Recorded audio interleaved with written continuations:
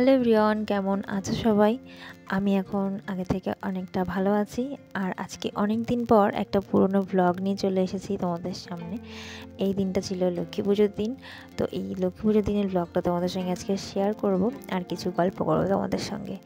আজ বিগত প্রায় 2-3 মাস হয়ে গেল আমি ঠিকমতো ব্লগ দিতে পারি না বা দিই না, কারণ আমার বাবা অসুস্থ ছিল। সেটা তোমরা হয়তো শর্ট ভিডিওর মাধ্যমেই জানতে পেরেছ। বাবা অসুস্থ হলো, বাবাকে নিয়ে ডাক্তার দেখানো শুরু হলো। বিভিন্ন জায়গায় ডাক্তার দেখানো হচ্ছে, ভালো ভালো জায়গায়, কিন্তু বাবার এমন একটা রোগ ধরা পড়লো যেটার জন্য বাবাকে নিয়ে বাইরেও যাওয়া হলো, কিন্তু শেষ রক্ষা হলো না। বাবা আমাদেরকে ছেড়ে অবশেষে চলে গেল এই মাসখানেক আগে। তো যাই হোক, এই সমস্ত কারণের জন্যই আমি ভিডিও ঠিকমতো দিতে পারছিলাম না। তবে একে একে পুরোনো ভিডিওগুলো তোমাদের সঙ্গে শেয়ার করব। দিনটি যেহেতু লক্ষ্মী পুজোর দিন ছিল, সব কিছু জোগাড় করে নিয়েছি। আর ওদিকে লুচি সুজি সমস্ত কিছু বানানো হবে। সুজি বানিয়ে রেখেছি, তবে লুচিটা বানানো হয়নি। আর নাড়ুটা, সেই সকাল থেকে একটানা কাজ করে যাচ্ছি। এখন মনে হচ্ছে একটু রেস্ট করি। পুজো কমপ্লিট করে ঠাকুরের সুজি রান্না করে রেখে ময়দাটা মেখে রেখেছি, লুচি আর নাড়ু বানাতে বাকি। তো সেটা বানাবো একটু পরে, একটু রেস্ট নিয়ে নিই। তারপরে আবার আলপনা দেওয়া আছে। এবারে ঘরটা যেহেতু বড়, তো ঘরে আলপনা দিতে আবার একটু বেশ কষ্ট হবে।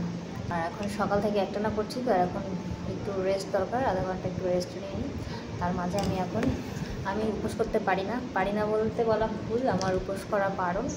তো সেই কারণেই আমি এখন কিছু ফ্রুট নিয়েছি, ফ্রুট আর সাবু। কিছু ফ্রুট নিয়ে নিয়েছি, আর এখানে আছে সাবু। বড়মশাই আসলে ওকে একটু দেবো আর আমি একটু খাবো।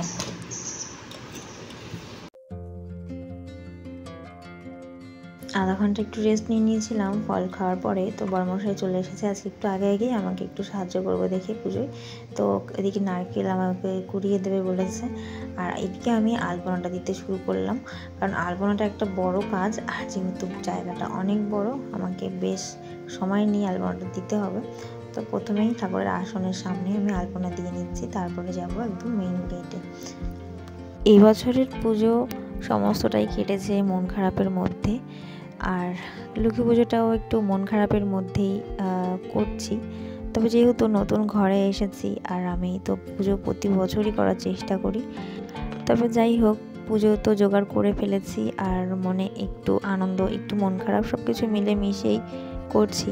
আর লক্ষ্মী পুজো করতে সত্যি আমার ভীষণই ভালো লাগে। আর এই বছর পুরো সম্পূর্ণটা একা হাতে অনেকটা গুছিয়ে নিয়েছি। আর বড়মশাই শেষে এসে আমাকে একটু সাহায্য করেছে।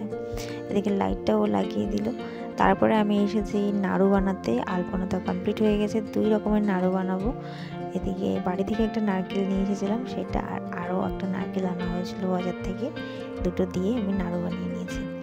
তারপর সমস্ত কিছু জোগাড় যেহেতু করে রেখেছি, এবার রেডি হয়ে দুজনে মিলে বসে পড়লাম পুজো করতে।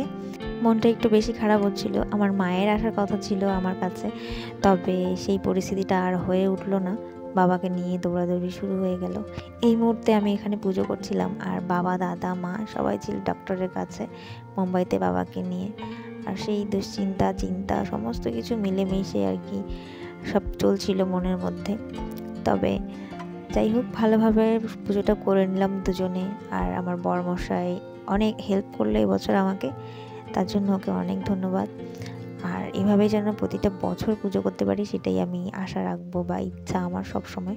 আমি জানি না, আমার পুজো করতে, ঘরোয়া পুজো যে কোনো পুজো করতে আমার ভীষণই ভালো লাগে। মাকে দেখে দেখে সমস্তটা শিখেছি, লক্ষ্মী পুজোর কীভাবে কী জোগাড় করতে হয়। তবে মার কাছে ফোন করে করেই কিছুটা জেনে নিয়েছি। আর শ্বশুরবাড়িতে 1 বছর করেছিলাম পুজো। আর যেহেতু থাকা হয় না শ্বশুরবাড়িতে, এখানে থাকা হয়, সেই কারণে আমি আমার নিজের ঘরেই করি পুজো। শ্বশুর শাশুড়িকে আসতে বলা হয়েছিল, তবে ওনারা আসেনি। যাই হোক, এদিকে দুজনে মিলে পুজো করে নিয়েছি।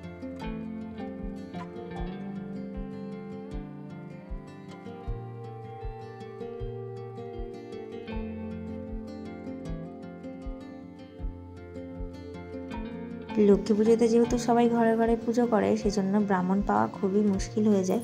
আর আমি আমার বাপের বাড়ির ওখানে বা বাপের বাড়িতে দেখেছি ছোট থেকেই যে ব্রাহ্মণ ছাড়াও ঘরের বউরা নিজেরাই পুজো করে।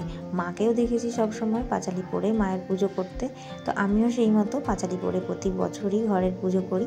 তো দুজনে মিলে হাতে ফুল নিয়ে পুষ্পাঞ্জলি মন্ত্র বলে এখন হাতে দুর্বা নিয়ে মা লক্ষ্মীর পাঁচালি শুরু করব।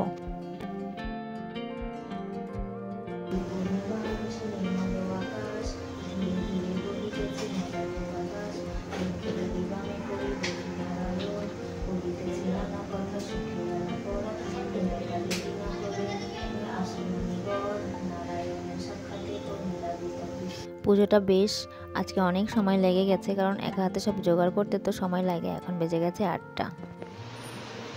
এখন বাজে কটা? 8:30 রাত।